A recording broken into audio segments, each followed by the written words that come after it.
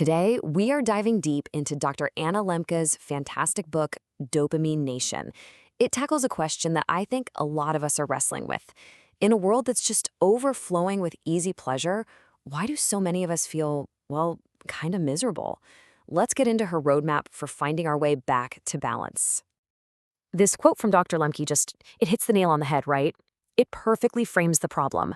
Our phones have become this nonstop pipeline for digital rewards, a hypodermic needle delivering hits of dopamine straight into our brains, anytime, anywhere.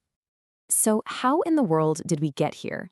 Well, for pretty much all of human history, life was defined by scarcity and hardship. But today, we live in a world of just overwhelming abundance. From our food to our social media, almost everything is engineered to be as rewarding as possible. And that, right there, is what Dr. Lemke calls Dopamine Nation. Now, the book shares some really intense stories of severe addiction, but it's not for shock value. Think of those stories as a kind of magnifying glass. They help us see our own patterns more clearly. You know, that little twitch to check your phone, the urge to watch just one more episode or grab another cookie. We're all on the same spectrum.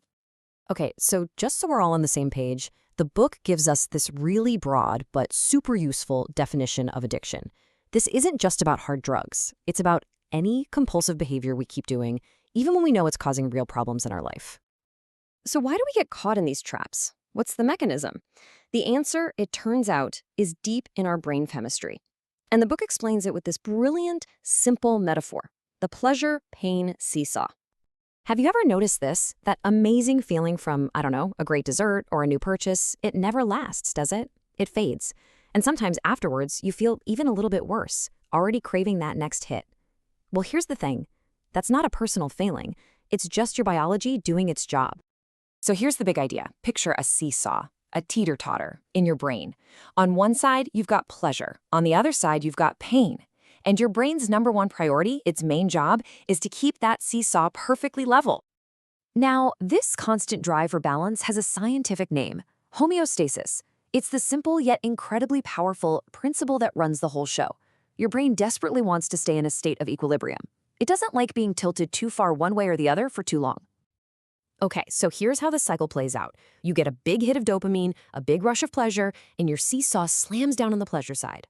But to get things level again, your brain doesn't just bring it back to the middle. Nope. It overcorrects, pushing the seesaw down hard on the pain side. And that feeling, that's the come down. That's the craving. That's the ache that makes you want to get another hit, just to feel normal again. Now, this pleasure-pain system in our brain isn't inherently bad. It's a survival mechanism. The problem is, our modern world has figured out how to hijack this system on a scale that is totally unprecedented in human history. Historian David Courtwright came up with this amazing term for it, limbic capitalism.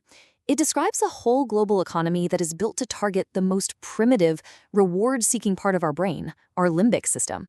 It's an economy that is basically designed to keep our pleasure-pain seesaw swinging wildly, just to keep us consuming. I mean, look at this. This example just says it all. Back in the 1880s, a skilled worker could maybe roll 4 cigarettes in a minute. Then the machine was invented, and that number jumped to 20,000 a minute. It's a perfect illustration of how technology supercharges the potency and accessibility of everything that gives us a reward. And you know, this system, it doesn't affect everyone equally. There's a lot of research on what are called deaths of despair. It shows that when people lack real-world sources of hope and meaning, things like a good job, a safe community, quality education, they become so much more vulnerable to the easy artificial highs that limbic capitalism is selling. It really is a perfect storm. So, faced with all of this, it's easy to feel a little helpless. But the book offers a powerful path forward. And this is where things get really interesting and kind of counterintuitive. To reset our overloaded pleasure-pain balance, we might need to stop running from pain and instead learn to deliberately and safely embrace it. There's a scientific principle for this. It's called hormesis. Think about it like exercise, right?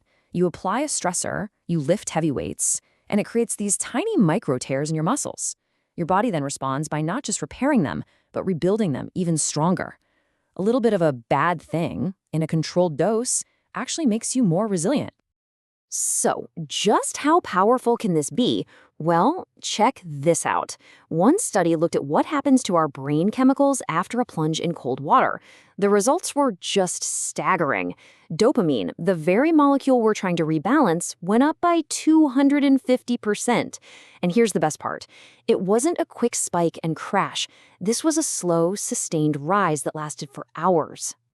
And it doesn't stop there. Norepinephrine, a chemical tied to focus and mood, shot up by an incredible 530%. You see what's happening? It's the seesaw in action. By intentionally pushing down on the pain side with the cold water, the brain's massive overcorrection floods your system with these amazing feel-good chemicals that last. Now, resetting our brain chemistry with things like cold plunges is a huge first step. It really is. But it's only part of the solution. To find lasting balance, the book argues we have to combine that biological reset with two of the most powerful tools we have as humans: honesty and connection. The argument here is actually pretty simple, but so profound.